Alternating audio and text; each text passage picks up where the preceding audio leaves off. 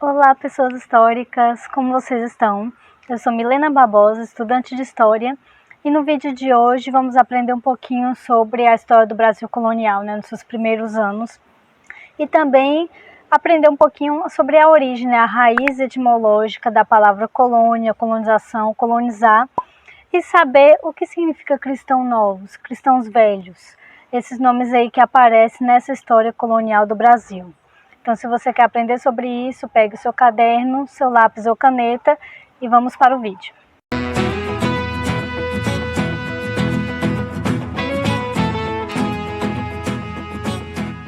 Bem, então sobre esse período, dá para dizer que havia Brasil com a chegada dos portugueses? E a resposta é não. Não havia ainda o nome Brasil com os portugueses.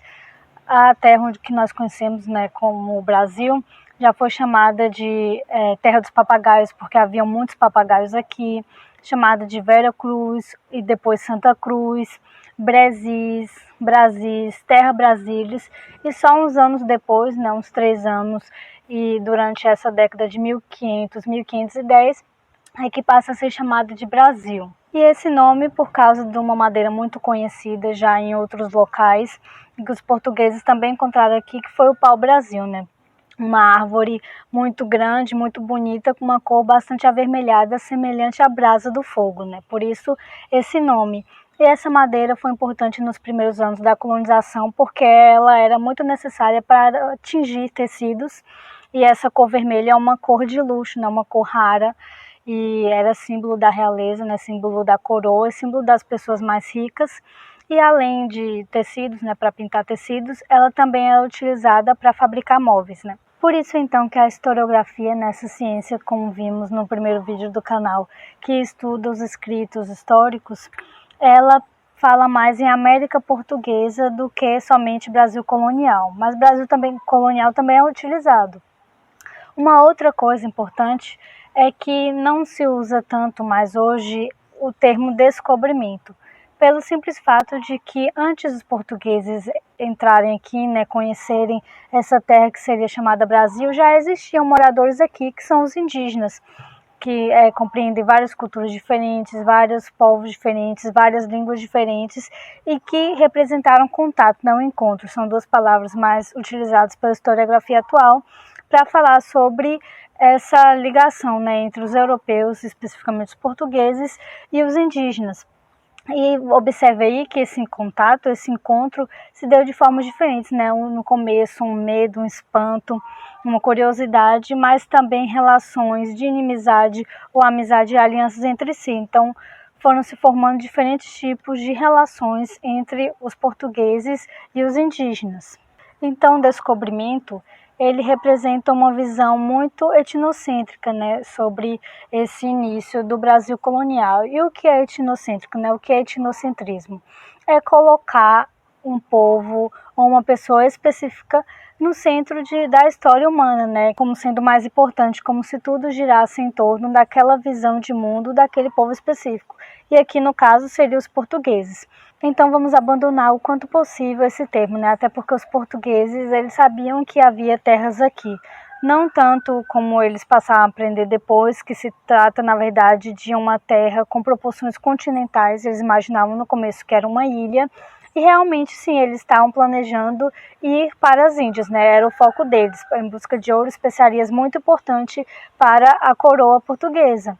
Mas isso não significa que eles não conheciam terras aqui, o que hoje é o Brasil. Até porque eles fizeram um tratado, datado de 1494, junto com a Espanha, que é o conhecido Tratado de Tordesilhas. Uma outra coisa que a gente vai aprendendo ao longo do tempo, que é muito importante, é o termo índio. Hoje a gente sabe que não é tão correto assim falar índio. A gente vê, em livros, principalmente mais antigos, o termo índio, mas atualmente é mais correto falar indígena.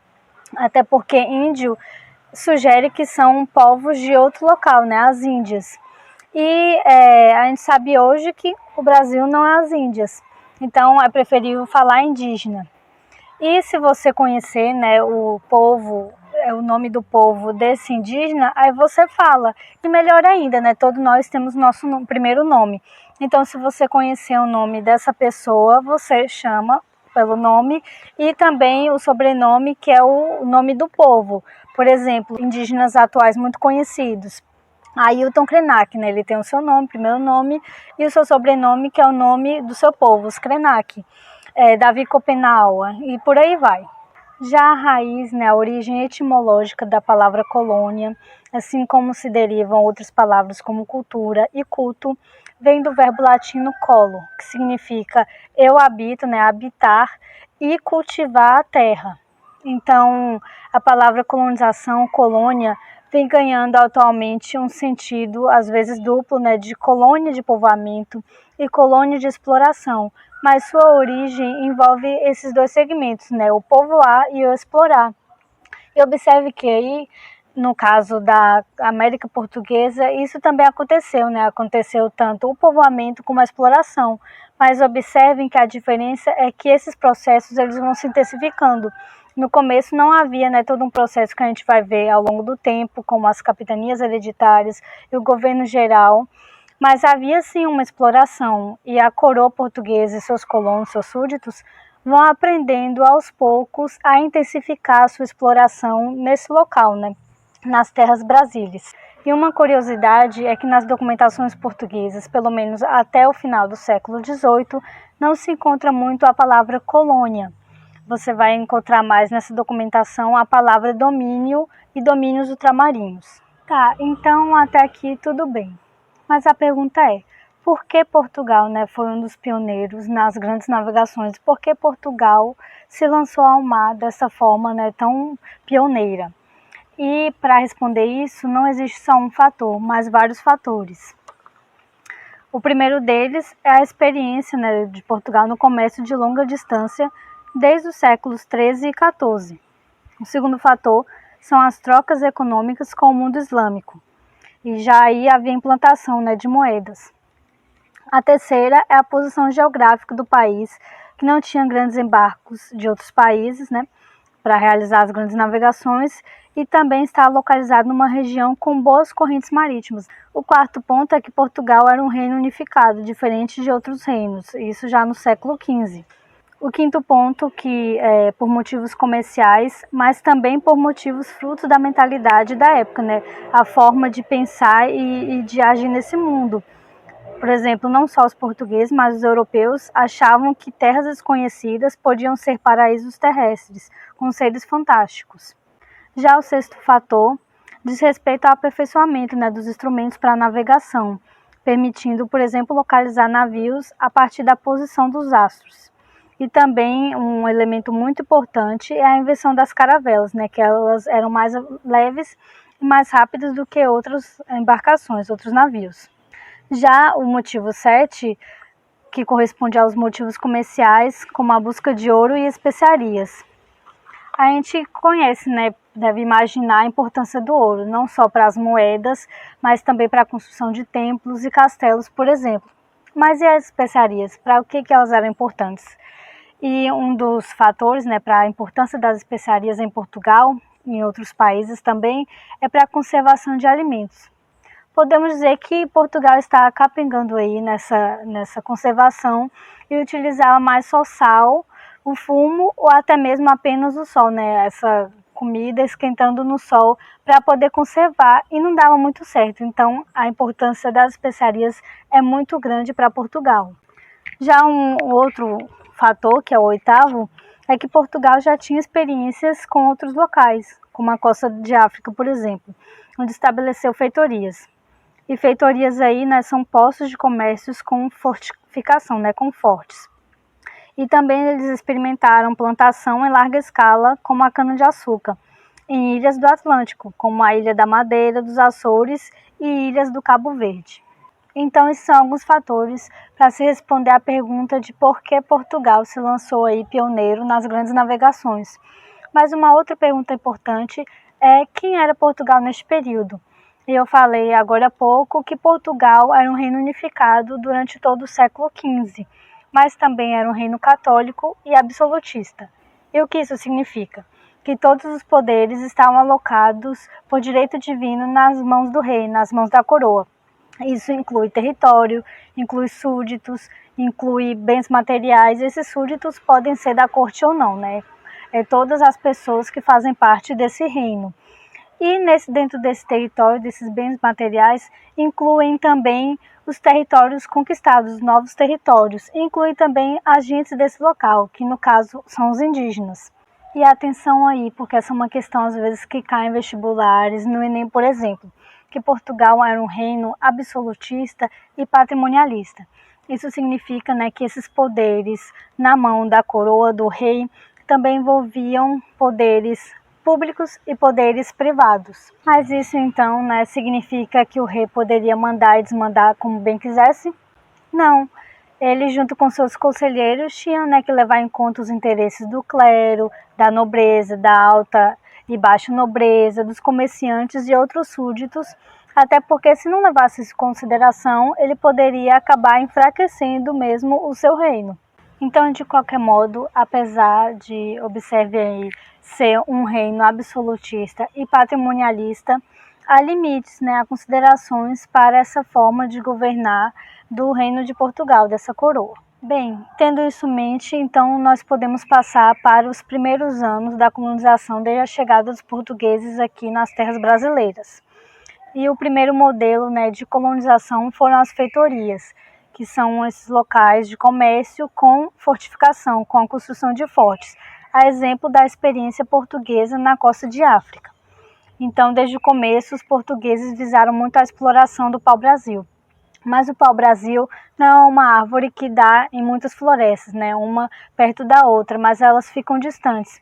E quando essas plantações de pau-brasil começaram a escassear na costa, os portugueses se utilizaram da ajuda indígena para poder chegar até o interior e explorar e extrair essa árvore.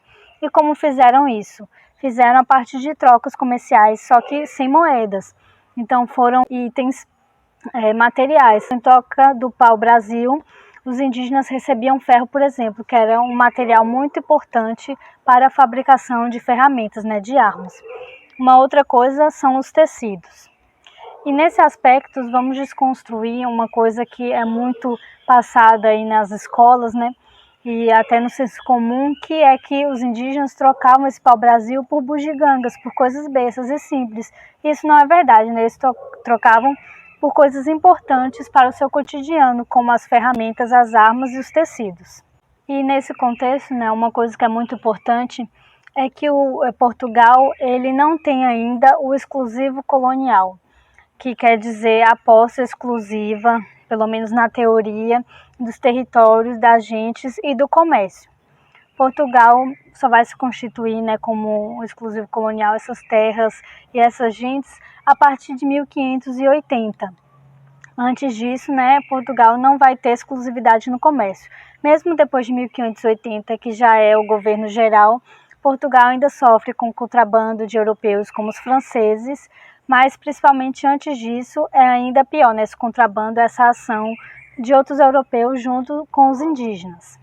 Então, percebe que aí um dos maiores motivos para essa colonização mais intensiva da coroa portuguesa sobre o Brasil é justamente a interferência de outros europeus, a exemplo da grande interferência dos franceses. Os espanhóis não eram um motivo tão forte para os portugueses quanto os franceses, porque eles até tinham um tratado. Já os franceses não tinham nenhum tratado com a coroa portuguesa. Então, nesse contexto aí, quem eram esses homens, né, que vieram, esses súditos portugueses que vieram para cá, para o Brasil? Na maioria das vezes, eram homens da pequena nobreza. Os da alta nobreza estavam de olho, né, nas Índias e eles preferiram não vir para cá em grande número. E aí a gente tem que desconstruir uma ideia, né, às vezes a história passa por muita desconstrução ao longo do tempo, de que o Brasil foi colonizado por ladrões, por delinquentes, por degredados. E isso não corresponde bem à verdade, né? O Brasil teve pessoas consideradas mais inferiores, da pequena nobreza, judeus e cristãos novos, por exemplo, que eu vou falar daqui a pouco sobre o significado disso, mas a gente não foi colonizado por pessoas delinquentes, até porque, como vamos ver também adiante, a coroa portuguesa se utilizou da ação de terceiros. E esses terceiros eles precisavam ter alguma renda mínima para poder atuar, né, para poder colonizar as terras brasileiras. Então a gente não foi colonizado por nenhum ladrão. É claro que também não é bom aquela ideia de que se a gente tivesse sido colonizado pela França ou pela Inglaterra, seria melhor. Até porque colonização é ruim, seja feita por reinos ou por qualquer pessoa, né? Colonização sempre é ruim. Então, esses elementos, esses argumentos estão fora de questão. Então, o que vem a ser esse tal de cristão novo? O cristão novo nada mais é do que os cristãos recém-convertidos, como os judeus. Já os cristãos velhos são cristãos que já se converteram à fé pelo menos entre 4 e 5 gerações. Então não basta aí ser cristão, ele precisa já ter uma quantidade boa, né, de gerações convertidas à fé. E os cristãos novos, eles eram muito mal vistos nessa sociedade portuguesa, principalmente porque eles foram convertidos há pouco tempo e muitos deles foram obrigados em massa a serem convertidos à fé católica. E muitos acreditam que eles ainda realizavam suas antigas práticas religiosas, o que não está fora da verdade. Então podemos perceber aí um modelo ideal de súdito dessa coroa portuguesa, que é o homem branco, católico, de preferência cristão velho e possuidor de muitos bens e riquezas, né? É neste contexto, então, que a coroa portuguesa decide instituir as capitanias hereditárias como uma forma, né, de intensificar essa colonização. E as capitanias foram ao todo 15 conjuntos de grandes extensões de terra, divididas desde o leste, né, do Tratado de Tordesilhas até a costa. São hereditárias porque eram passadas de pai para filho. Quem ficava ocupando essas terras eram os capitães donatários. Então a coroa doava, através de um documento chamado Carta de Doação, essas terras para esses colonos, esses capitães donatários, cultivarem ali. Mas atenção aí, que ocupar essas terras não significa ser dono. O único dono era a coroa. Mas isso também não significa, né, que os capitães donatários e seus filhos não tivessem direitos e privilégios administrativos, políticos e econômicos. E o documento, né, que ditava esses deveres e direitos dos colonos, dos capitães donatários, é chamado de foral. Nos deveres, nós podemos destacar alguns elementos. O primeiro deles é a instalação de engenhos de açúcar, moinhos de água, depósito de sal e outras estruturas ligadas ao cultivo. Os donatários também precisavam coletar os tributos dos súditos de parte dos produtos para a coroa, como tributos ligados ao açúcar, ao pau-brasil, a metais preciosos e entre outros. Apesar de ser um dever, também era muito positivo para os donatários, pois representava maiores controles sobre a população. Eles também precisavam se preocupar com a defesa do território, alistando colonos e formando milícias sob seu comando.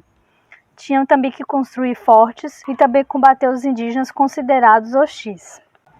Já entre os direitos, eles recebiam primeiramente extensas terras, né, que são as capitanias hereditárias, que é um elemento de muito prestígio, apesar de ser muito trabalhoso, né? Um outro elemento é que eles estavam autorizados a praticar a justiça e condenar infratores. Um terceiro elemento é que eles não podiam vender as terras, mas poderiam doar pedaços de terras nunca cultivadas, virgens, da capitania. E essas pessoas, né, que recebiam essas pequenas porções de terra ainda virgem, as sesmarias, eram chamadas de sesmeiros. Os sesmeiros, né, tinham o dever de cultivar essa terra até 5 anos e pagar ainda um tributo à coroa. Se não conseguissem, eles entregavam essa terra. É interessante que as sesmarias foram muito importantes para a concentração de terra nas mãos de poucas pessoas, que é a criação, né, a constituição do latifúndio. E além ainda, né, desses donatários poderem doar a terra a outros colonos, eles também podiam fundar vilas. E apesar desses direitos e deveres tentadores, as capitanias hereditárias acabaram em pouco tempo sendo projeto da coroa portuguesa, que não deu muito certo. E há alguns fatores, né, que justificam esse fracasso. Um deles é a dificuldade de comunicação entre a coroa e os colonos. A gente sabe, né, que precisava atravessar o mar Atlântico, para poder as informações chegavam por cartas nos navios. Então essas informações demoravam muito a chegar e às vezes os colonos precisavam de ajuda da coroa e essa ajuda, quando chegava muito tempo depois. e o problema ou já tinha se resolvido ou acabou degringolando a situação. Um outro elemento é que alguns colonos escolheram mal os cultivos, né, na terra. Muitos preferiam pau-brasil e outros acabaram percebendo que na verdade era melhor cultivar a cana-de-açúcar. Outros às vezes nem chegaram efetivamente a cultivar alguma coisa ou até mesmo a chegarem, né, às terras brasileiras. E outros tiveram dificuldades com outros colonos, dificuldades internas e também dificuldades, né, de recursos, de falta de recursos. E um último ponto, mas não menos importante, é a resistência indígena, né? Muitos povos indígenas resistiram contrariamente à permanência desses colonos, desses capitães donatários aqui nas terras brasileiras. E um caso muito importante, muito emblemático, é da capitania de Salvador. O seu capitão donatário, né, o Francisco Pereira Coutinho, ele foi morto pelos indígenas tupinambás. Então, entre essas 15 capitanias hereditárias, só tiveram sucesso duas, que foi a capitania de São Vicente e a capitania de Pernambuco. Muito provavelmente por causa das escolhas, né, desses capitães donatários, que foi o cultivo da cana-de-açúcar e estabelecer relações mais amistosas e menos bélicas com os indígenas. Então, pessoas, como vocês devem ter visto por aqui, Portugal, a coroa portuguesa, foi um reino absolutista e patrimonialista. Isso significa que todos os poderes estavam ligados ao rei por direcionamento divino. Isso não significa que o rei podia fazer o que bem entendesse. A coroa portuguesa, né, juntamente com seus colonos nesse processo, teve que aprender muita coisa na prática. Isso passava por dar concessões, né, por ouvir as partes envolvidas. Eles não chegaram já bombando tudo, torando tudo, né, como às vezes a gente pode imaginar. E uma outra coisa importante, como eu já falei antes, é que o exclusivo colonial só se deu mais de forma mais efetiva por volta de 1580 em diante. Um segundo ponto é que os empreendimentos propostos pela coroa portuguesa passou pelo uso dos recursos materiais de colonos, né, de terceiros, por isso uma colonização meio que terceirizada, até porque a coroa ela não tinha recursos suficientes para poder realizar um projeto diretamente, né, um projeto tão volumoso como esse diretamente. Vimos também, né, que o grosso dos colonos que vieram para cá eram homens, haviam poucas mulheres portuguesas, eles se relacionaram muito com indígenas e eram muitos cristãos novos também, como judeus, da pequena nobreza, mas todos eles almejavam muito a ascender socialmente. E nessa sociedade, né, muito hierarquizada, escravista, ascender socialmente era raro, era pouco, era lento, mas ainda era possível. E eles sempre almejavam um modelo, como eu já disse aqui, ideal, que é homem branco, cristão velho, católico e também possuidor de muitas riquezas, muitas terras e também muitos escravos. E uma outra coisa, né, é que os portugueses, assim como outros europeus, durante todo o processo de colonização, não só nos primeiros anos dessa colonização, estabeleceram diferentes tipos de relação com os habitantes daqui, que é os indígenas, e assim depois posteriormente com os negros escravizados, os africanos. Sobre esses pontos eu pretendo falar mais adiante, né, como por exemplo os indígenas antes da chegada dos portugueses e durante a colonização e depois, né, da colonização, e também como é que se deu a escravização indígena e a escravização negra dos africanos, e também quem são esses africanos, de onde eles vieram, e tudo isso eu quero falar em outros vídeos. Mas como, né, já tem muito assunto, nós vamos parando por aqui. As cenas dos próximos capítulos é que Portugal, na coroa portuguesa, percebe que há uma necessidade de centralizar mais essa colonização e é instituído o governo geral, né, como seu primeiro governador geral, que é Tomé de Sousa. Mas basta saber que a coroa portuguesa observou, aprendeu que não bastava só colonizar as terras e as gentes desse local, os indígenas, mas também colonizar os seus colonos. O que isso significa, nós vamos ver nos próximos vídeos. E para vocês continuarem daí, não se sentirem desamparados e desamparadas, a dica do vídeo de hoje é o site da Biblioteca Nacional Digital, que disponibiliza vários documentos sobre a história brasileira em diferentes momentos, documentos digitalizados, então você pode dar uma conferida. Mas de qualquer forma, eu vou deixar nas descrições links específicos que falam sobre doenças que acometeram os indígenas e também práticas de tortura, né, aos negros escravizados, aos africanos. Não é um assunto muito legal, mas não é nada explícito. Mas é importante a gente saber. O que é mais legal é que nessas páginas, nesses links, eles falam de uma maneira muito ligada à atualidade, né? Por exemplo, no caso dos indígenas, ligados ao que a gente está vivendo hoje com a pandemia, mas também em relação aos negros escravizados, a questão que a gente vê muito hoje, né, transmitida e veiculados em vários jornais, que é o tratamento que se dá ainda hoje à população negra, né, de racismo e às vezes até mesmo de chegar ao ponto de chicotear uma criança, um adolescente num poste e achar que isso está certo, né? Mas a gente sabe que não está. Então, dê uma passada por esse site e me contem o que vocês acharam. Vão além, pesquise mais do que esses links que eu estou passando para vocês. Então, pessoas, espero que vocês tenham gostado de mais esse vídeo agora sobre a história colonial. Eu vou ficando por aqui, mas não esqueçam de dar aquela ajuda marota, né?